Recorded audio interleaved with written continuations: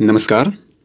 इस वीडियो में हम लोग उत्तर प्रदेश अधीनस्थ सेवा आयोग द्वारा आयोजित वन दरोगा की मुख्य परीक्षा के सिलेबस की पहली टॉपिक नेशनल फॉरेस्ट पॉलिसी या राष्ट्रीय वन नीति जो सिलेबस आयोग द्वारा जारी किया गया है, परीक्षा योजना और सिलेबस वन दरोगा के लिए जारी किया गया है, उसमें पहली टॉपिक जो दी गई है वो नेशनल फॉरेस्ट पॉलिसी दी गई है या राष्ट्रीय वन नीति दी गई है। तो उस पहले टॉपिक को हम यहाँ पर विस्तार से देखेंगे कि राष्ट्रीय वन नीति क्या है और इससे संबंधित क्या क्या प्रावधान या नियम, अधिनियम या संवैधानिक प्रावधान क्या है, ये सभी चीज़ें इसमें विस्तार से देखेंगे।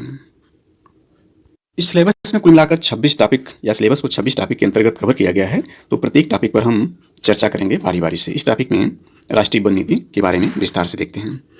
पहला है, भारत सरकार ने पहली राष्ट्रीय वन नीति कब जारी की थी? तो यह इसका है, साल 1952 में भारत सरकार ने पहली राष्ट्रीय वन नीति जारी की थी, जिसका लक्ष्य, इसका लक्ष्य ध्यान रखना, लक्ष्य संरक्षण और स्थानीय जरूरतों को पूरा करना था। इसका लक्ष्य जो है संरक्षण और स्थानीय जरूरतों को पूरा करना था। हालांकि इस नीति को सबसे पहले साल 1894 में ब्रिटिश सरकार ने घोषित किया था, लेकिन 1952 में भारत सरकार ने संशोधित कर दिया था। भारत में वानिकी एक महत्वपूर्ण ग्रामीण क्षेत्र और एक महत्वपूर्ण पर्यावरणीय संसाधन है। भारत दुनिया भर में सबसे अधिक जंगलों वाले 10 देशों में एक है। दुनिया के कुल वन क्षेत्र का 67% हिस्सा भारत और अन्य 9 राष्ट्रों का संयुक्त है।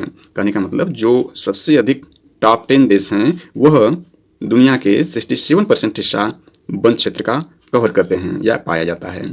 टॉप 10 देश जो वर्ल्ड के हैं उसमें दुनिया के 67% वन क्षेत्र पाया जाता है, यह कहने का आशय हुआ इसका। अब देखते हैं राष्ट्रीय वन नीति की मुख्य विशेषताएं एवं लक्ष्य। 1894 से वानिकी कार्यक्रम वाले कुछ देशों में से एक भारत है। 1952 में योजना में संशोधन किया गया और 1988 में एक और संशोधन हुआ। 1988 की संशोधन वन रणनीति का मुख्य उद्देश्य ध्यान देना है। 1988 का जो मुख्य उद्देश्य है, वनों का संरक्षण, विकास और विकास करना, देश के पर्यावरण और पारिस्थितिकी स्थिरता में महत्वपूर्ण योगदान देना। संयुक्त वन प्रबंधन कार्यक्रम के माध्यम से स्थानीय समुदाय वनों के संरक्षण और प्रबंधन में शामिल है। ग्रामीण और आदिवासी आबादी से ईंधन की लकड़ी, चारा, वन उपज की थोड़ी मात्रा और इमारती लकड़ी की मांग को पूरा करने के लिए भारत के महत्वपूर्ण वन कानूनों में निम्नलिखित शामिल हैं। पहला है वन्यजीव संरक्षण अधिनियम 1972 में अधिनियमित किया गया। इंपॉर्टेंट है, ये पूछा जा सकता है कि वन्यजीव संरक्षण अधिनियम कब पारित किया गया, तो 1972 में है। वन संरक्षण अधिनियम 1980 में अधिनियमित किया गया। वन्यजीव संरक्षण 1972 है और वन संरक्षण जो है 1980 में, यानी इसके 8 साल बाद। पर्यावरण संरक्षण अधिनियम 1986, ये तीनों अधिनियम वेरी इंपॉर्टेंट है, अधिनियमित किया गया था। केंद्रीय वन अनुसंधान संस्थान देहरादून में है, ये भी इंपॉर्टेंट है। और नेक्स्ट है वनीकरण और सामाजिक वानिकी के माध्यम से वन वृक्ष आवरण में पर्याप्त वृद्धि करना इसका उद्देश्य है। इसकी पृष्ठभूमि को देखते हैं तो पृष्ठभूमि में है, वर्तमान में भारत में राष्ट्रीय वन नीति या नेशनल फॉरेस्ट पॉलिसी 1988 लागू है, जिसके केंद्र में पर्यावरण संतुलन एवं आजीविका है। यानी इसका जो सेंटर है इस नीति का, 1988 जो नीति है उसका सेंटर जो है पर्यावरण संतुलन और आजीविका है। इस नीति की मुख्य विशेषताएं और लक्ष्य को इस प्रकार से देखा जा सकता है। पारिस्थितिकी संतुलन के संरक्षण एवं पुनर्निर्माण के माध्यम से पर्यावरण स्थिरता का रखरखाव करना, मौजूदा प्राकृतिक विरासत का संरक्षण करना और नदियों, झीलों एवं जलाशयों के जल ग्रहण क्षेत्रों में मिट्टी के अपवर्तन एवं अनाच्छादन की जांच करना, राजस्थान के रेगिस्तानी इलाकों में तटीय इलाकों में रेत के टीलों के विस्तार की जांच करना, वनों की कटाई एवं सामाजिक वानिकी के माध्यम से वन वृक्ष क्षेत्र को लगातार बढ़ाना, ईंधन लकड़ी चारा, लघु वन उत्पाद, मिट्टी एवं ग्रामीण व आदिवासी आबादी की लकड़ी की आवश्यकताओं को पूरा करने के लिए कदम उठाना, राष्ट्रीय आवश्यकताओं को पूरा करने के लिए वनों की उत्पादकता बढ़ाना, वन उपज के कुशल उपयोग और लकड़ी के इष्टतम उपयोग प्रोत्साहित करना, रोजगार के अवसर पैदा करना और महिलाओं की भागीदारी बढ़ाना। इस नेशनल पॉलिसी जो नेशनल फॉरेस्ट पॉलिसी 1988 है उसकी आलोचना भी की गई। आलोचना का कारण यह है कि इस वन नीति को लंबे समय से अपडेट नहीं किया गया, जबकि वनों एवं जलवायु की स्थिति में काफी बदलाव आया है। वन एवं वन प्रबंधन के संबंध में प्रमुख नीतियां या तो हैं या नहीं हैं या विलंबित हैं या उनको पुराने तरीके पर ही छोड़ दिया गया। उदाहरण के लिए वर्तमान में वन की कोई स्पष्ट परिभाषा नहीं जिसे राष्ट्रीय स्तर पर स्वीकार किया गया हो, जबकि राज्यों को वनों की अपनी परिभाषा निर्धारित करने के लिए अधिकार दिया गया है। गौरतलब है कि एक मसौदा राष्ट्रीय वन नीति 2018 में जारी की गई थी। इस मसौदे का मुख्य जोर आदिवासियों और वन आश्रित लोगों के हितों की सुरक्षा के साथ वनों का संरक्षण, सुरक्षा, प्रबंधन पर है। भारतीय वनों से संबंधित अन्य विधान को देखते हैं, या जो कानून है, एक्ट है, वह भारतीय वनों से संबंधित क्या है, यह वेरी इंपॉर्टेंट है एग्जाम के दृष्टिकोण से, क्योंकि ऑब्जेक्टिव एग्जाम्स है, मेंस इसका ऑब्जेक्टिव, इसलिए इस तरह के एक्ट महत्वपूर्ण हैं। भारतीय वन अधिनियम 1927 यानी इंडियन फॉरेस्ट एक्ट 1927 और क्षतिपूरक वनीकरण कोष अधिनियम 2016, कंपेंसरी एफोरेस्टेशन फंड एक्ट 2016 या 2016। और नेक्स्ट है वन संरक्षण अधिनियम 1980, फॉरेस्ट कंजर्वेशन एक्ट 1980। और नेक्स्ट है वन अधिकार अधिनियम 2006 यानी फॉरेस्ट राइट एक्ट 2006। और नेक्स्ट है वन्यजीव संरक्षण अधिनियम 1972, वाइल्ड लाइफ प्रोटेक्शन एक्ट 1972। तो इस तरह से ये एक्ट हैं या विधान है national forest policy act forest policy act के अंतर्गत ये आपके विधान रहे। अब जो है राष्ट्रीय वन नीति 1988 के तहत लक्ष्य और उद्देश्य को पुनः देखते हैं पीआईबी के माध्यम से, कि पीआईबी इंडिया जो भारत सरकार का जो आधिकारिक साइट है पीआईबी, वहां से देखते हैं इसमें राष्ट्रीय वन नीति 1988 के तहत क्या लक्ष्य और उद्देश्य बताए गए हैं, उसके संदर्भ बिंदु को देखते हैं। राष्ट्रीय वन नीति 1988 का मुख्य उद्देश्य पर्यावरणीय स्थिरता और वायुमंडलीय संतुलन सहित पारिस्थितिकी संतुलन के रखरखाव को सुनिश्चित करना है, जो सभी जीवन रूपों यानी मानव, पशु, पौधों के निर्वहन के लिए महत्वपूर्ण है। प्रत्यक्ष आर्थिक लाभ की व्युत्पत्ति इस प्रमुख उद्देश्य के अधीन होनी चाहिए। वन नीति 1988 के मूल उद्देश्य अनुबंध में दिए गए हैं, यानी इसमें एक अनुबंध है जिसमें यह उद्देश्य दिया गया है। राष्ट्रीय वन नीति 1988 की समीक्षा के लिए वर्तमान में कोई प्रस्ताव नहीं है, क्योंकि राष्ट्रीय वन आयोग ने 2006 में प्रकाशित अपनी रिपोर्ट में सिफारिश की कि राष्ट्रीय वन नीति 1988 को बदलने की कोई आवश्यकता नहीं है, लेकिन वर्तमान में इस पर बदलने की चर्चा चल रही है। वन नीति 1988 की स्थापना के बाद से देश में वन और वृक्षों का आवरण भौगोलिक क्षेत्र राज्य वन रिपोर्ट 1987 के 19.7% से बढ़कर भौगोलिक क्षेत्र राज्य वन रिपोर्ट 2005 का 23.4% हो गया है। और इसका संकेत तथ्य यह है कि वन नीति के नुक्से धीरे धीरे पर्यावरणीय स्थिरता और पारिस्थितिक संतुलन को बनाए रखने में मदद कर रहे हैं। अन्य बातों के साथ साथ राष्ट्रीय वन नीति 1988 की प्रमुख उपलब्धियां इस प्रकार है। यहाँ उल्लेखनीय बात यह है कि वर्तमान में भारत वन स्थिति रिपोर्ट यानी भारत वन स्थिति रिपोर्ट 2021 जारी कर दी गई है, जो कि यहाँ पर राज्य वन रिपोर्ट 2005 का वर्णन किया गया है। वर्तमान में भारतीय वन स्थिति रिपोर्ट 2021 जारी की गई है, जिसके अनुसार देश में कुल वनावरण एवं वृक्षावरण यानी कुल वनावरण और वृक्षावरण दोनों जो है देश के कुल भौगोलिक क्षेत्रफल का 24.62% हो गया है। 24.62% हो गया है, जबकि यहाँ पर राज्य वन रिपोर्ट का जो है 23.4% है 2005 की रिपोर्ट में। 24.62% में 21.71% जो है वह कुल वनावरण है और 2.91% जो है वह कुल वृक्षावरण है।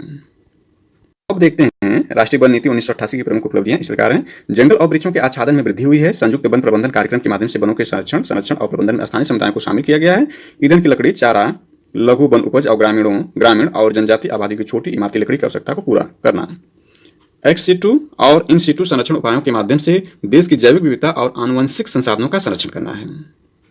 यहाँ पर ध्यान देना है कि जो आपका एक्स-2 है, एक्स-2 का मतलब हुआ मानव अधीन क्षेत्रों में जो संरक्षण होगा, अर्थात ये संरक्षण एक्स-2 के अंतर्गत जो संरक्षण होता है वह मानव अधीन क्षेत्रों में होता है। जैसे कि जू या चिड़ियाघर में वन्यजीव संरक्षण जो है वह एक्स-2 के अंतर्गत आता है, और जबकि इन-सीटू जो होता है वह संरक्षित प्रकृति का बृहद क्षेत्र होता है।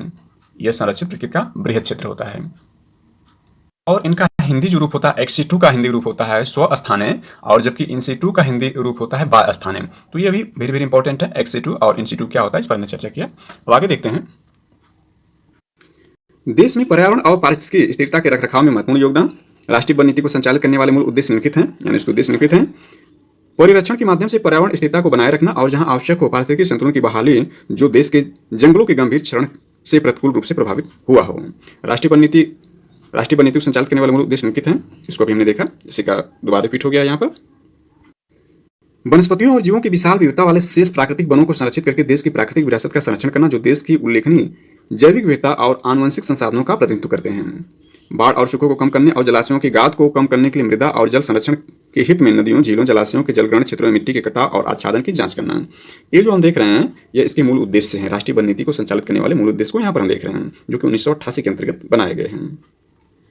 नेक्स्ट है राजस्थान के मरुस्थलीय क्षेत्रों और तटीय क्षेत्रों में रेत के टीलों के विस्तार की जांच करना। बड़े पैमाने पर वनीकरण और सामाजिक वानिकी कार्यक्रमों के माध्यम से देश में वन वृक्षों के आच्छादन में पर्याप्त वृद्धि करना। विशेष रूप से सभी अनाच्छादित, निम्नकृत और अनुत्पादक भूमि पर ग्रामीण और जनजातीय आबादी के ईंधन, लकड़ी, चारा, पशु, वन उपज और छोटी इमारती लकड़ी की आवश्यकताओं को पूरा करना।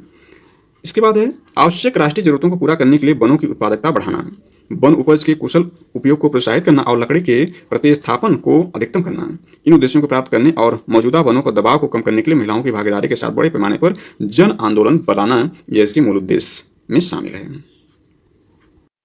आइए अब देखते हैं India state of forest report यानी ISFR 2021, यानी जो IFSR 2021 है उसके बारे में देखते हैं क्या दिया हुआ है। इसमें आपका है यह पर्यावरण, वन और जलवायु परिवर्तन मंत्रालय के तहत एक संगठन या भारतीय वन संरक्षण द्वारा भारत के वनों का 17वां द्विवार्षिक मूल्यांकन है, यानी जो 2021 में जारी किया गया है।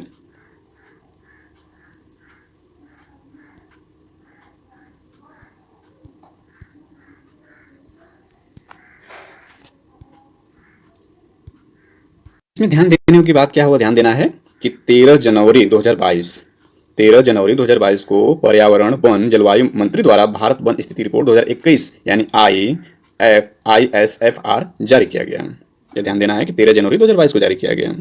और इसके बाद यह महत्वपूर्ण है कि इसे भारतीय वन सर्वेक्षण FSI द्वारा तैयार किया जाता है। यह देश के वन वृक्ष संसाधनों के आकलन में अनिवार्य रिपोर्ट है। भारतीय वन स्थिति रिपोर्ट ISFR का प्रकाशन द्विवार्षिक आधार पर भारतीय वन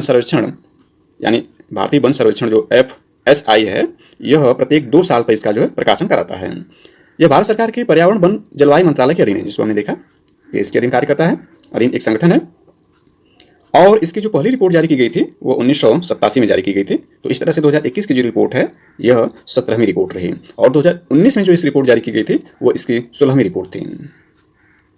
और 2023 यानी इस साल जो जारी की जाएगी वह ISFR की 18वीं रिपोर्ट होगी। इसको देखते हैं इस रिपोर्ट में क्या दिया गया है। इसमें जो दिया गया है उसको हमने बता दिया, लेकिन फिर भी यहाँ पर देखते हैं ISFR 2021 देश की फॉरेस्ट कवर और ट्री कवर की नवीनतम स्थिति, बढ़ते स्टॉक का अनुमान, जंगलों के बाहर पेड़ों की सीमा, मैंग्रोव कवर, बांस के संसाधनों और वन कार्बन स्टॉक, जो कि सिलेबस में यह है, जो वन कार्बन स्टॉक या क्रेडिट और जंगल के बाहर पेड़ों की सीमा, बढ़ते स्टॉक का अनुमान, मैंग्रोव कवर, बांस संसाधन जो जंगल संसाधन या उपज, ये भी सिलेबस में है। तो ये सारी चीज़ में दिए गए हैं। नियमित अध्यायों के अलावा इस बार देश के टाइगर रिजर्व, टाइगर कॉरिडोर क्षेत्रों में फॉरेस्ट कवर मूल्यांकन और फॉरेस्ट कवर में 10 की परिवर्तन पर एक विशेष अध्याय भी शामिल है, जो कि सिलेबस में निर्धारित किया गया है कि जो आपका सिलेबस है, सिलेबस में एक टॉपिक दी गई है जो 6वें नंबर पर है, हाथी और टाइगर रिजर्व। तो उसके अंतर्गत ये देखा जाए तो यह भी जानकारी महत्वपूर्ण होगी देश के टाइगर रिजर्व के बारे में। तो यह सिलेबस के अंतर्गत जानकारी इसमें उपलब्ध है। जैसा कि हम जानते हैं कि वर्तमान में भारत में जो आपके 53 यानी 53 टाइगर रिजर्व हैं, जबकि यूपी में वर्तमान में आपके 3 टाइगर रिजर्व बनाए गए हैं या हैं। इसमें जो आपका दिया हुआ है तो विशेष अध्ययनों के परिणाम था synthetic aperture radar data ISRO के सहयोग से किया गया। ये इसरो जो भारतीय अंतरिक्ष अनुसंधान संगठन है इसरो, उसके सहयोग से किया गया। और वन क्षेत्रों के अध्ययन में जलवायु हॉटस्पॉट, ये भी आपका सिलेबस में निर्धारित किया गया है। जलवायु हॉटस्पॉट जो क्षेत्र हैं या आपकी जो है 5वीं टॉपिक पारिस्थितिकी संवेदनशील क्षेत्र के अंतर्गत जो हॉटस्पॉट हैं, ये भी सिलेबस में कवर किया गया है। तो इसमें भी यह जानकारी महत्वपूर्ण है। हालांकि ये लेटेस्ट जानकारी है, इसको हम पूर्व की जानकारियों को कवर करते हुए लेटेस्ट जानकारी को देखेंगे। तो भारतीय वन सर्वेक्षण यानी FSI टीम द्वारा पिछले 2 वर्षों से की गई नई पहलों के विशेष अध्याय के रूप में प्रस्तुत किया जा रहा है। राष्ट्रीय स्तर पर निर्धारित योगदान प्रतियोगिताओं को प्राप्त करने की दिशा में भारत की प्रगति को भी कार्बन मूल्यांकन पर अध्याय के भाग रूप में शामिल किया गया, यानी यहाँ पर अध्याय रूप में इन घटनाओं को चर्चा की गई है। आइए अब देखते हैं ISFR के मुख्य निष्कर्ष को। इसमें क्या निष्कर्ष निकाले गए हैं। तो पहला इसमें है, कुल वन और वृक्षों का आवरण देश के भौगोलिक क्षेत्र का 24.62% हो गया है, जिसको अभी हमने ऊपर देखा 1988 की जो राष्ट्रीय नीति हम अध्ययन कर रहे थे, तो वहां पर इस चीज को हमने ध्यान दिया या इस चीज पर चर्चा किया था। कुल वनावरण आपका जो है 7,13,789 वर्ग किलोमीटर है, जो देश के भौगोलिक क्षेत्रफल का 21.71% है। वृक्षों का आवरण देश के भौगोलिक क्षेत्रफल का 2.91%। इन दोनों को जोड़ देंगे यानी 21.71 और 2.91 को जोड़ा जाएगा तो यह 24.62% हो जाएगा। तो इसमें यह दिया गया है ISFR 2019 तुलना में वर्तमान मूल्यांकन में वृद्धि दर्शाती है। राष्ट्रीय स्तर पर कुल वन और वृक्षावरण का 0.28% जो है, यह राष्ट्रीय स्तर पर कुल वन और वृक्षावरण में जो वृद्धि दर्शाती है 2009 की तुलना में, वह जो वृद्धि है 0.28% की है। वन कोर आर में जो वृद्धि है 0.22% की है और ट्री कवर में 0.76% की है। इसका मतलब ये ट्री कवर में ज़्यादा वृद्धि हुई है। 2019 के पिछले आंकड़ों की तुलना में रिकॉर्डेड फॉरेस्ट एरिया ग्रीन वास यानी RFA रिकॉर्डेड फॉरेस्ट एरिया है या WG का मतलब ग्रीन वास में बदलाव है। Recorded forest area by green वास के भीतर वन आवरण 31 वर्ग किलोमीटर की मामूली वृद्धि हुई है, और जबकि RFA बाय ग्रीन वास के बाहर वन क्षेत्र में 1509 वर्ग किलोमीटर की वृद्धि हुई है। वन आवरण में वृद्धि के मामले में शीर्ष राज्य को देखें, ये भी आपका इंपॉर्टेंट है एग्जाम के दृष्टिकोण से, क्योंकि ऑब्जेक्टिव टाइप क्वेश्चन है तो इस तरह के क्वेश्चन आने की संभावना प्रबल है। तो वन आवरण में वृद्धि के मामले में शीर्ष राज्य हैं वह नंबर 1 पर आंध्र प्रदेश है, फिर दूसरे पर तेलंगाना, तीसरे पर उड़ीसा, चौथे पर कर्नाटक, 5वें पर झारखंड और 5वें पर झारखंड है। पहाड़ी क्षेत्रों में वनावरण इन जिलों के कुल भौगोलिक क्षेत्रफल का 40.17%। देश के 140 पहाड़ी जिलों में से 902 वर्ग किलोमीटर यानी 0.32% की कमी देखी गई है। उत्तर पूर्वी क्षेत्र के कुल वन आवरण इसके भौगोलिक क्षेत्रफल का 64.66% है। वर्तमान मूल्यांकन में 1020 वर्ग किलोमीटर यानी 0.60% की सीमा तक वन आवरण में कमी दर्शाता है। मैग्रोव कवर पिछले आकलन की तुलना में देश में मैग्रोव कवर में 0.34% की वृद्धि हुई है। कुल कार्बन स्टॉक, ये भी एक टॉपिक के अंतर्गत है, कुल कार्बन क्रेडिट। तो वनों में कुल कार्बन स्टॉक 7204.0 मिलियन टन होने का अनुमान है, जो 2019 के बाद से 79.4 मिलियन टन की वृद्धि दिखाता है। नेक्स्ट है, ये अगला भी टॉपिक जो है सिलेबस के अंतर्गत कवर किया गया है विस्तृत रूप में। यहाँ पर दिया हुआ इस चीज को हम देखते हैं। वनों में आग लगने की संभावना विश्लेषण से पता चलता है कि 22.27% वन क्षेत्र जंगल की आग के प्रति संवेदनशील है। यानी वन दुर्गा का जो सिलेबस जारी किया गया उसमें 15वें टॉपिक है वन आपदाओं की चुनौतियां और रोकथाम। तो ये भी चुनौती के अंतर्गत ही है, वनों में आग लगने की संभावना। इसमें आपका है विश्लेषण से पता चलता है कि 22.27 वन क्षेत्र जंगल की आग के प्रति संवेदनशील है। बांस के जंगल, देश का कुल बांस वाला क्षेत्र आपका जो 1,49,443 वर्ग किलोमीटर अनुमानित है। ISFR 2019 के अनुमान की तुलना में बांस क्षेत्र में 10,594 वर्ग किलोमीटर की कमी आई है। यानी बांस में जो है कमी आई है, ध्यान देना है। और बांस को जो है नई परिभाषा के अनुसार, यानी विगत वर्ष में बांस को जो है झाड़ी के रूप में कर दिया गया, अर्थात यह बांस जो है यह वृक्ष न रह करके वर्तमान में एक झाड़ी के रूप में इसको परिभाषित किया गया है, या घास के रूप में, सॉरी, एक घास के रूप में इसको परिभाषित किया गया है। बांस एक वर्तमान में घास है, न कि वृक्ष है। माध्यम से देखते हैं forest and tree cover of India in 2021। यानी फॉरेस्ट यानी वन और वृक्ष जो है वो भारत में 2021 में किस तरह से दिखाए गए हैं या किस तरह का उनका वर्गीकरण है। तो यहाँ क्लास यानी वर्ग है, एरिया स्क्वायर किलोमीटर में है, और इसका परसेंटेज जियोग्राफिकल एरिया का प्रतिशत कितना है, यानी जो भौगोलिक क्षेत्र है उसका क्या प्रतिशत है। ये फॉरेस्ट कवर है।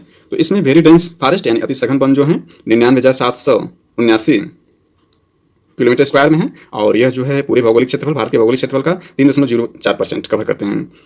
मॉडरेटली डेंस फॉरेस्ट जो मध्यम घने वन जो है वो आपके 3,06,890 हैं, और इसका परसेंटेज जो है 9.33% है। और ओपन फॉरेस्ट यानी खुले वन जो हैं यह आपके 3,07,120 हैं, और इसका परसेंट 9.34 है। यानी प्रतिशत के हिसाब से देखा जाए तो खुले वन की संख्या ज़्यादा है, या खुला वन सबसे ज़्यादा है, और यदि एरिया के रूप में देखा जाए तो इसमें मॉडरेट डेंस फॉरेस्ट ज़्यादा है। यहाँ भी ओपन फॉरेस्ट ही ज़्यादा है। मॉडरेट डेंस फॉरेस्ट जो है आपका लगभग जो है 1,000 कम है ओपन फॉरेस्ट की अपेक्षा। तो ओपन फॉरेस्ट जो एरिया में भी ज़्यादा है और परसेंटेज में भी ज़्यादा है। टोटल फॉरेस्ट कवर देखा जाए तो यह आपका 7,13,789 किलोमीटर स्क्वायर है, जिसको हमने देखा 21.71% है।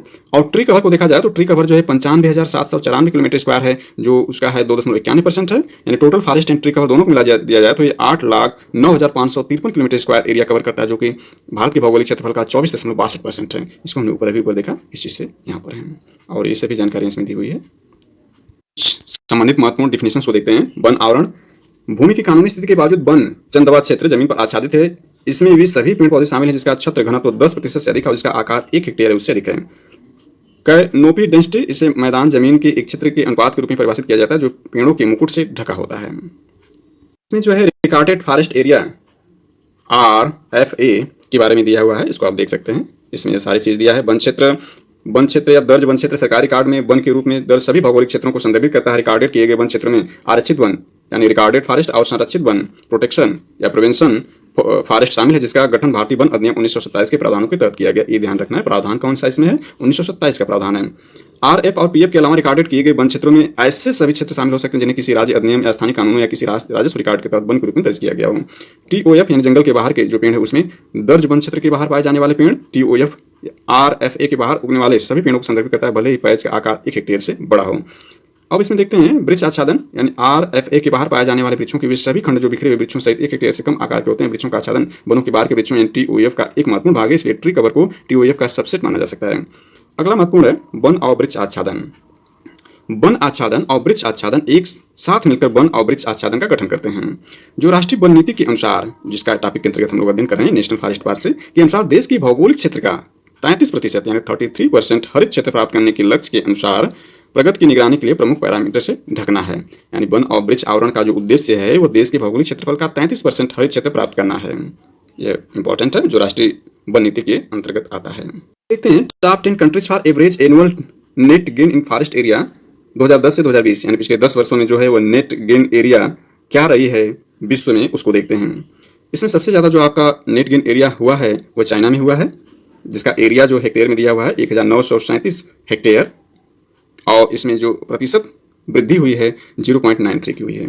और इसमें जो आपका इंडिया जो है तीसरी पोजीशन पर है, दूसरी पर ऑस्ट्रेलिया है। इंडिया में जो है वह 266 हेक्टेयर, सॉरी इसको पुनः देखते हैं। यहाँ एरिया जो है 000 हेक्टेयर में दिया है, इसका मतलब 3 जीरो इसमें ऐड हो जाएंगे। तो जो चाइना की जो एरिया थी वो 19,37,000 हेक्टेयर के इक्विवेलेंट है, और जो कि परसेंटेज में 0.93% है। और इसी संदर्भ में इंडिया को देखें तो ये 2,66,000 हेक्टेयर के एरिया को कवर करेगा, और जो परसेंटेज में 0.38% होगा। यानी इंडिया जो है तीसरे परसेंट पर है। Top 10 countries for average annual net gain forest area में। देखते हैं भारत की राष्ट्रीय वन नीति 1988, यानी भारत की राष्ट्रीय वन नीति जो कि सिलेबस के अंतर्गत हम लोग चर्चा कर रहे हैं, तो उसमें 1988 में वन और वृक्षों के आच्छादन के तहत देश के 33% भौगोलिक क्षेत्र को प्राप्त करने के लक्ष्य की परिकल्पना की गई। यानी परिकल्पना 33% है, ये वेरी वेरी इंपॉर्टेंट है। इसके मुख्य उद्देश्य क्या बनाए गए थे, इसके उद्देश्य को हमने ऊपर देख चुके हैं, फिर भी यहाँ पर थोड़ा और इसको विस्तार देते हैं। राष्ट्रीय, राज्य और जिला स्तरों पर वन आवरण और उसमें परिवर्तन की निगरानी करना है। राष्ट्रीय स्तर पर होना चाहिए, राज्य स्तर पर और जिला स्तर पर, तीनों स्तरों पर इसमें जो है वन आवरण और उसमें परिवर्तन की निगरानी करना है। विभिन्न घनत्व वर्गों में वन आच्छादन और उसमें परिवर्तन के बारे में जानकारी उत्पन्न करना, पूरे देश के लिए वन आवरण और उससे प्राप्त अन्य विषयगत मानचित्र तैयार करना, बढ़ते स्टॉक, वन कार्बन आदि सहित विभिन्न मापदंडों के मूल्यांकन के लिए एक प्राथमिक आधार पर परत प्रदान करना, अंतर्राष्ट्रीय रिपोर्टिंग के लिए जानकारी प्रदान करने के लिए भी जानकारी इकट्ठा करना।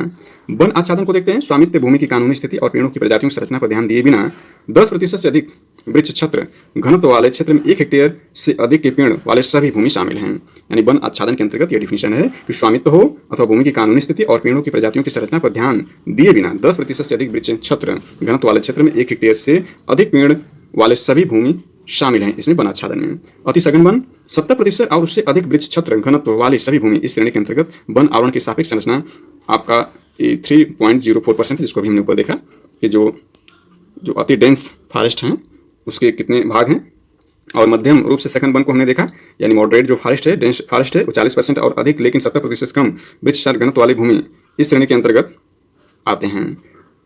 इसको अभी हमने यहाँ पर देखा। ये पुनः देखते हैं। मध्यम रूप से सघन वन 40% और अधिक, यानी 40% से अधिक मध्यम सघन वन के लिए 40% से अधिक होना चाहिए और 70% से वृक्ष क्षेत्र घनत्व कम होना चाहिए। इस श्रेणी के अंतर्गत वन आवरण जो है 9.33%। अभी हमने इसको देखा। और ओपन फॉरेस्ट को भी हमने ऊपर देखा। खुला वन जो है 10% से अधिक होना चाहिए और 40% से कम वृक्ष क्षेत्र घनत्व वाले सभी भूमि खुले वन के अंतर्गत आती हैं, और इसका प्रतिशत सबसे ज्यादा था एरिया में भी और प्रतिशत में भी हमने देखा। तो 9.34% का वन आवरण इस श्रेणी के अंतर्गत आता है।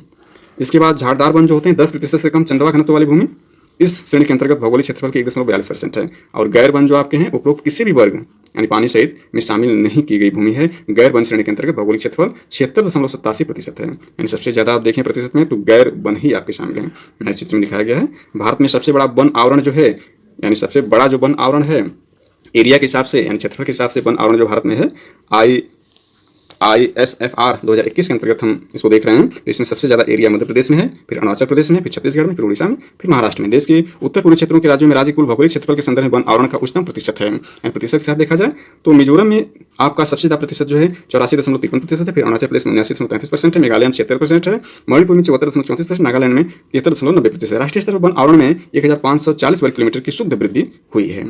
यह नोटेड पॉइंट है। इसके बाद वन आच्छादन में उल्लेखनीय वृद्धि दर्शाने वाले राज्यों को देखें, यानी वे राज्य जिसमें वन आच्छादन में वृद्धि हुई है ISFR 2021 में, यानी 17वीं जो रिपोर्ट जारी की गई है उसमें जो है सर्वाधिक वृद्धि आंध्र प्रदेश में हुई है, फिर इसके बाद तेलंगाना, फिर उड़ीसा, फिर कर्नाटक, फिर झारखंड में। वन आवरण में हानि दर्शाने वाले राज्य, हानि वाले जहां पर कमी हुई है उसमें सबसे ज्यादा आपका अरुणाचल प्रदेश में, फिर मणिपुर में, फिर नागालैंड, फिर मिजोरम, फिर मेघालय में, यानी पूर्वोत्तर के सभी राज्य हैं। रिपोर्ट के अनुसार देश के पहाड़ी जिलों में वन आवरण में 902 वर्ग किलोमीटर की कमी दर्ज की गई है। जनजातीय जिलों में वनावरण में समग्र रूप से 55 वर्ग किलोमीटर की कमी आई। हालांकि जनजातीय जिलों में दर्ज वन क्षेत्रों ग्रीनवास क्षेत्रों के अंदर वनावरण में 655 वर्ग किलोमीटर की कमी देखी गई। एकीकृत जनजातीय विकास कार्यक्रम के तहत भारत सरकार द्वारा चिन्हित 27 राज्यों के केंद्रशासित प्रदेशों में 218 जनजातीय जिले हैं। उत्तर पूर्व राज्यों को मिलाकर 1020 वर्ग किलोमीटर वन क्षेत्र में कमी आई है। 7 प्रमुख शहरों का वनावरण किया गया है। 7 प्रमुख शहरों में कुल वन आवरण 509.72 वर्ग किलोमीटर, जो शहरों के कुल भौगोलिक क्षेत्रफल का 10.21% है। पिछले 10 वर्षों में वन क्षेत्र में 68 वर्ग किलोमीटर वृद्धि हुई है। वन आच्छादन में अधिकतम लाभ हैदराबाद में देखा गया। इसके बाद दिल्ली का स्थान है, जबकि अहमदाबाद और बेंगलुरु में वन आच्छादन सबसे कम हुआ है। ये भी नोटेड पॉइंट है। उपरोक्त बात को चित्र के माध्यम से भी हम समझ सकते हैं। चित्र में दिखाया गया है, यहाँ अहमदाबाद है, बेंगलुरु है, चेन्नई है, दिल्ली है, हैदराबाद, कोलकाता, मुंबई है। ISFR 2021 में चेंज प्रतिशत में है और forest cover in square kilometre में इस डाटा के माध्यम से दिखाया गया है। इसके बाद मैंग्रोव वन आवरण देखते हैं। मैंग्रोव किसे कहते हैं? दुनिया के उष्णकटिबंधीय और उपोष्णकटिबंधीय अंतर्ज्वारीय क्षेत्रों में क्षेत्रों के नमक सहिष्णु पौधों के समुदायों का एक विविध समूह होता है। मैंग्रोव प्रजातियां जलभराव वाली मिट्टी, उच्च लवणता और अक्सर चक्रवाती तूफान और ज्वार की लहरों में जीवित रहने के लिए आकृति विज्ञान, शरीर रचना विज्ञान और शरीर विज्ञान विभिन्न प्रकार के अनुकूलन प्रदर्शित करती हैं। मैंग्रोव तटीय जैव विविधता में की महत्वपूर्ण शरणस्थली हैं और चरम जलवायु घटनाओं के खिलाफ जैव ढाल के रूप में भी कार्य करते हैं। मैंग्रोव का महत्व, मैंग्रोव की एक जटिल जड़ प्रणाली होती है जो समुद्र की लहर ऊर्जा को नष्ट करने में बहुत कुशल होती है और इस प्रकार सुनामी, तूफानी लहरों और मिट्टी के कटाव से तटीय क्षेत्रों की रक्षा करती है। विशेष रूप से 2004 के विनाशकारी सुनामी के बाद इसकी सुरक्षात्मक भूमिका को व्यापक रूप से मान्यता दी गई है। इसमें सब लिखा हुआ है, इसको देख सकते हैं। इस पर हम मुख्य बिंदु पर इसके चलते हैं। मैंग्रोव महत्वपूर्ण कार्बन सिंक होते हैं, ये नोटेड पॉइंट है। मैंग्रोव महत्वपूर्ण कार्बन सिंक होते हैं और इस चीज़ को देख ही लेते हैं। यहाँ पर क्या दिया हुआ है, यहाँ तक हम देख चुके थे। मैंग्रोव की जड़ें पानी के प्रवाह को धीमा कर देती हैं और गाद के जमाव को बढ़ा देती हैं। मैंग्रोव के जो उपयोग हैं उसको हम इस टॉपिक के अंतर्गत कवर कर सकते हैं। इसलिए ये भारी धातु प्रदूषकों सहित महीन तलछट में फंसने के कारण भूमि अभिवृद्धि के क्षेत्र के रूप में कार्य करते हैं। ये तटीय कटाव और समुद्री जल के प्रदूषण को भी रोकते हैं, जिसके प्रयोग वेरी इंपॉर्टेंट है। ये कई मछली प्रजातियों और अन्य समुद्री जीवों के लिए उपजाऊ प्रजनन भूमि के रूप में कार्य करते हैं। इस शहद, टैनिन, मोम मछली पकड़ने के संग्रह पर भी निर्भर करते हैं। तटीय समुदायों के लिए आजीविका के एक महत्वपूर्ण स्रोत के रूप में, यानी ये महत्वपूर्ण एक स्रोत है जो कि टॉपिक के अंतर्गत हम इसको कवर करेंगे कि जो वनों से आजीविका किस प्रकार स्रोत होते हैं। तो ये मैंग्रोव के रूप में भी आजीविका के स्रोत हैं। मैंग्रोव के खराब होने के कारण क्या है? मैंग्रोव पारिस्थितिक तंत्र को नकारात्मक रूप से प्रभावित करने में जैविक दबाव और प्राकृतिक आपदाएं प्रमुख भूमिका निभाती हैं। कृषि और औद्योगिकरण के लिए तट रेखा के साथ बढ़ती भूमि सुधार और अनुपचारित घरेलू सीवेज और औद्योगिक अपशिष्ट का निर्माण इन वनों को नुकसान पहुंचा रहा है। तो नुकसान के सभी कारण है, इसको आप देख सकते हैं। यहाँ पर मैंग्रोव का संरक्षण यहाँ पर महत्वपूर्ण है। चैंपियन एंड सेट वर्गीकरण 1968 के अनुसार मैंग्रोव टाइप ग्रुप 4 लिटोरल और दलदली वनों में शामिल हैं। इसके अलावा भारत में मैंग्रोव पारिस्थितिक तंत्र की महत्वपूर्ण प्रजातियों में शामिल हैं। यानी ये सब जो है मैंग्रोव महत्वपूर्ण मैंग्रोव प्रजातियों में शामिल हैं। वो आपका है Avicennia officinalis, Rhizophora mucronata, Sonneratia alba, Avicennia alba, Bruguiera cylindrica, Heritiera, littoralis Phoenix, paludosa, Morinda, citrifolia और सेरियोप्स टैंगल। सुंदरवन को देखते हैं, एक मैंग्रोव से संबंधित महत्वपूर्ण स्थान है। सुंदरवन पश्चिम बंगाल के उत्तरी यानी बंगाल की उत्तरी खाड़ी में स्थित मैंग्रोव वनों का दुनिया का सबसे बड़ा एकल पैच है। वेरी इंपॉर्टेंट है, दुनिया का सबसे बड़ा पैच या मैंग्रोव वन जो पाया जाता है सुंदरवन पश्चिम बंगाल है, जो कि बंगाल और पश्चिम बंगाल दोनों में पाया जाता है। बांग्लादेश और भारत में लगभग 10,000 वर्ग किलोमीटर फैला हुआ है। सुंदरवन दुनिया का पहला मैंग्रोव वन है जिसे 1892 की शुरुआत में वैज्ञानिक प्रबंधन के तहत लाया गया था।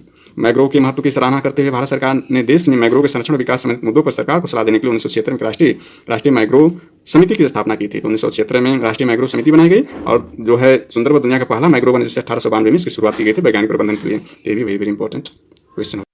दुनिया भर में मैंग्रोव कवर की स्थिति वैश्विक वन संसाधन आकलन 2020 यानी FRA 2020 के अनुसार दुनिया भर में 113 देशों में अनुमानित 14.79 मिलियन हेक्टेयर में मैंग्रोव वन है। सबसे बड़ा मैंग्रोव क्षेत्र रिपोर्ट किया जाता है, सबसे ज्यादा एशिया, फिर अफ्रीका में, फिर उत्तर मध्य अमेरिका में, फिर दक्षिण अमेरिका में है। भारत में मैंग्रोव आवरण की स्थिति को देखें तो भारत में मैंग्रोव आवरण 4,992 वर्ग किलोमीटर जो देश के कुल भौगोलिक क्षेत्रफल का 0.15% है। 2009 के आकलन की तुलना में मैंग्रोव कवर में वृद्धि 17 वर्ग किलोमीटर की। मैंग्रोव कवर महत्वपूर्ण लाभ दिखाने वाले राज्य उड़ीसा और महाराष्ट्र हैं। ये इंपॉर्टेंट है, मैंग्रोव कवर में महत्वपूर्ण लाभ दिखाने वाले राज्य उड़ीसा और महाराष्ट्र हैं। यह मैंग्रोव संबंधी जानकारी इस डाटा में दी गई है। मैंग्रोव कवर असेसमेंट 2021 स्टेट और union territory, very dense mangrove, moderately dense mangrove, open mangrove, total और change with respect to ISFR 2019 data को आप देख सकते हैं। क्रमशः स्टेट 12 स्टेट दिए हुए हैं, स्टेट और यूनियन टेरिटरी सभी इसमें हैं। अब देखते हैं अध्याय 4 भारत के टाइगर रिजर्व और विशेष संरक्षण क्षेत्र में वन आवरण का आकलन, जो कि एक अन्य टॉपिक के अंतर्गत इसको कवर किया जाएगा। तो यहाँ पर हम देखते हैं रॉयल बंगाल टाइगर, इसको पैंथेरा टाइग्रिस भी कहा जाता है, एक छाता प्रजाति के रूप में माना जाता है जिसका संरक्षण अप्रत्यक्ष रूप से पारिस्थितिक तंत्र और परिदृश्य स्तर पर कई अन्य प्रजातियों की रक्षा करता है। यह प्राकृतिक संरक्षण के लिए अंतर्राष्ट्रीय संघ IUCN की लाल सूची में लुप्तप्राय प्रजाति है। यानी IUCN की जो रेड सूची है उसमें लुप्तप्राय प्रजाति के अंतर्गत रॉयल बंगाल टाइगर या पैंथेरा टाइग्रिस को रखा गया है। तो ये एक टॉपिक के अंतर्गत जो सिलेबस उसमें यह है, इसको विस्तार से वहाँ पर देखेंगे। तो यह एक महत्वपूर्ण जानकारी रही। इसको इंडेंजर्स प्रजाति में जो है लुप्तप्राय प्रजाति है, रेड सूची में इसको शामिल किया गया है और इसका जो वैज्ञानिक नाम है और यह चीज़ इसको याद किया जा सकता है। इसके बाद एशियाई शेर को देखते हैं, यानी इसका वैज्ञानिक नाम है पैंथेरा लियो पर्सिका। पहले शेर व्यापक से भारत में फैला हुआ था, लेकिन अब इसका प्राकृतिक आवास केवल गुजरात के गिर क्षेत्र तक सीमित हो गया। ये भी महत्वपूर्ण है क्योंकि गुजरात के गिर क्षेत्र में जो होता है एशियाई शेर पाया जाता है। इसकी छोटी आबादी के आकार आदिवासी के क्षेत्र के कारण IUCN रेड लिस्ट में से लुप्तप्राय प्रजाति के रूप में भी सूचीबद्ध किया गया है। यानी ये भी लुप्तप्राय प्रजाति के रूप में है IUCN में। इसमें भारत का योगदान क्या है? भारत में बाघ दुनिया की कुल आबादी का 70% हिस्सा है। यानी भारत में जो है 3,890 बाघ हैं जो दुनिया की कुल आबादी के 70% हिस्सा का प्रतिनिधित्व करती है। इसके बाद रूस और इंडोनेशिया का स्थान है। भारत के बाद नंबर 2 पर रूस है और इंडोनेशिया में बाघ पाए जाते हैं। विश्व वन्यजीव कोष WWF भारत WWF के TX2 समझौते का एक पक्ष है जो 2022 तक दुनिया के जंगली बाघों को 13 टाइगर रेंज यानी भारत, नेपाल, भूटान, बांग्लादेश, म्यांमार, रूस में दुगना करने के लिए एक वैश्विक प्रतिबद्धता है। चीन, Malaysia, Thailand, Cambodia, Laos, PDR, Vietnam और इंडोनेशिया इसमें शामिल हैं। अब देखते हैं टाइगर टास्क फोर्स। इस फोर्स की स्थापना Indian board for wild life IBWL ने टाइगर को विलुप्त होने से बचाने के लिए संरक्षण उपाय सुझाने के लिए की थी। इस टास्क फोर्स की सिफारिश पर बाघों की आबादी को बहाल करने और बाघों के व्यवहार आबादी के रखरखाव को सुनिश्चित करने के लिए 1 अप्रैल 1973 महत्वपूर्ण है। ये पूछा जा सकता है कि टाइगर प्रोजेक्ट कब शुरू किया गया। 1 अप्रैल 1973 को टाइगर प्रोजेक्ट शुरू किया गया। तो 1 अप्रैल 1973 को टाइगर प्रोजेक्ट शुरू किया गया। बाघ अभयारण्य देखते हैं। वन्य जीव संरक्षण अधिनियम 1972। यहाँ ध्यान देना है कि अभी मैंने टाइगर प्रोजेक्ट को देखा ऊपर, तो टाइगर प्रोजेक्ट जो था 1973 में था, और जबकि वन्य जीव संरक्षण अधिनियम 1972 में था। यानी वन्य जीव संरक्षण अधिनियम के अंतर्गत ही आपका 1973 में टाइगर प्रोजेक्ट लाया गया था। तो वन्य जीव संरक्षण अधिनियम 1972 2006 का संशोधन बाघों के स्वस्थानीय संरक्षण के लिए, स्वस्थानीय को हमने देखा, स्थानीय जो था आपका वह XC2 संरक्षण था, जो कि मानव अधीन क्षेत्रों में था। जैसे कि जू में या चिड़ियाघर में वन्य जीव संरक्षण होता है तो वह स्वस्थानीय होते हैं या उसको XC2 कहते हैं। तो स्वस्थानीय संरक्षण के एक क्षेत्र को बाघ आरक्षित क्षेत्र को घोषित करने का प्रावधान करता है। टाइगर रिजर्व एक ऐसा क्षेत्र जिसे टाइगर संरक्षण के लिए अच्छत के रूप में रखा जाता है और परिधि क्षेत्र बफर का गठन करता है, जो एक बहु उपयोग क्षेत्र जिसमें अन्य भूमि उपयोग संरक्षण को प्राथमिकता दी जाती है। वन्यजीव और मानव गतिविधियों के बीच संतुलन बनाए रखा जाता है और स्थानीय लोगों की जीविका, विकासात्मक, सामाजिक और सांस्कृतिक अधिकार इसमें शामिल हैं। अब यदि टाइगर रिजर्व के क्षेत्र के प्रतिशत के रूप में वन कवर को संदर्भ में देखें तो शीर्ष 5 टाइगर रिजर्व आपके अरुणाचल प्रदेश के पक्के जो है 96.83% है, और मध्य प्रदेश में जो आपका है अचान कमार जो टाइगर रिजर्व है, अचान कमार, उसमें जो आपका वन कवर जो है 95.63% है। उड़ीसा में सिमलीपाल में जो 94.70% है। कर्नाटक में जो काली टाइगर रिजर्व है 92.45% उसमें वन कवर है, और मिजोरम में जो डंपा है टाइगर रिजर्व उसमें 92.05% वन कवर है। तो इंडिया में शीर्ष आपके 5 टाइगर रिजर्व हैं जहाँ वन कवर सबसे ज़्यादा प्रतिशत के रूप में है। सांख्यिकी रूप में भी इसको देख सकते हैं, यहाँ वही चीज़ दिखाया हुआ है जिसको अभी हमने ऊपर देखा। इसके बाद 10 की वनावरण में परिवर्तन को देखते हैं। तो IFSR 2011 और IFSR 2021 2011 और 2021 के बीच वन क्षेत्र में 22.62 वर्ग किलोमीटर में 0.04% की कमी आई है। यानी दशक वाले में आपकी कमी आई है। नोट करना है कि वनावरण में जो है वह एक दशक में जो है वह कमी आई है, वह कमी 22.62 वर्ग किलोमीटर की है या 0.04% की है। यह ऑब्जेक्टिव में महत्वपूर्ण है। वन आच्छादन में महत्वपूर्ण वृद्धि दर्शाने वाले टाइगर रिजर्व हैं। बक्सा में सबसे ज़्यादा वृद्धि हुई है वन आच्छादन में, ये टाइगर रिजर्व के अंतर्गत है। फिर अन्नामलाई में, फिर इंद्रावती में। वन आच्छादन में अधिकतम हानि दर्ज की गई है। में जो अधिकतम हानि दर्ज की गई उसमें आपका कवल है, फिर भद्रा है, फिर सुंदरबन है। वेटलैंड्स 5821 वेटलैंड टाइगर रिजर्व के कुल क्षेत्रफल का आपका 7.20 कवर करते हैं। यानी जो वेटलैंड्स हैं या जो राम सरोवर स्थल हैं, वर्तमान में भारत में कुल 75 राम सरोवर स्थल हैं, तो उसमें वेटलैंड जो आपके कुछ ऐसे यानी 5821 वेटलैंड ऐसे हैं जो टाइगर रिजर्व के क्षेत्रफल के रूप में हैं या जहाँ टाइगर पाए जाते हैं या टाइगर रिजर्व इनमें बनाया गया है, वो आपका 7.2% एरिया कवर करते हैं। सुंदरवन टाइगर रिजर्व में आर्द्रभूमि के तहत सबसे बड़ा क्षेत्र है जो उसके कुल क्षेत्रफल का 96.76% है। कान्हा टाइगर रिजर्व में सबसे अधिक आर्द्रभूमि 461 आर्द्रभूमि है कान्हा टाइगर रिजर्व में।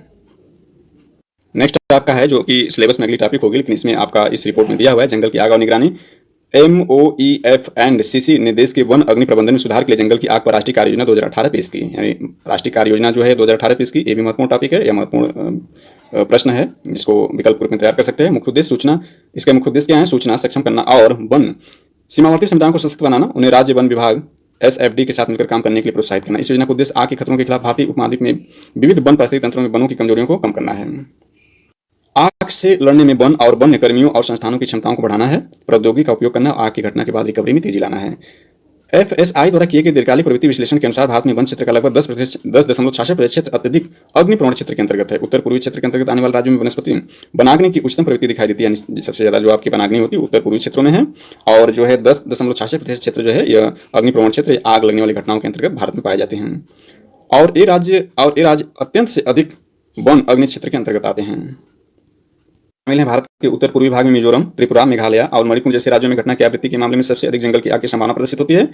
पश्चिमी महाराष्ट्र के कुछ हिस्सों, छत्तीसगढ़ के दक्षिणी भाग, उड़ीसा के मध्य भाग और आंध्र प्रदेश, तेलंगाना और कर्नाटक कुछ हिस्सों में अत्यधिक और बहुत अधिक अग्निप्रवण क्षेत्रों के पॉइंट्स दिखाई देते हैं। यह आपका दिया हुआ है, कैटेगरी है, फॉरेस्ट कवर है किलोमीटर स्क्वायर में, और परसेंटेज टोटल फॉरेस्ट कवर है। एक्सट्रीमली फायर प्रोन है, वेरी हाईली फायर प्रोन है, हाईली फायर प्रोन है, मॉडरेटली फायर प्रोन है, लेस फायर प्रोन है। यह टोटल दिया हुआ है, इसको हम देख सकते हैं।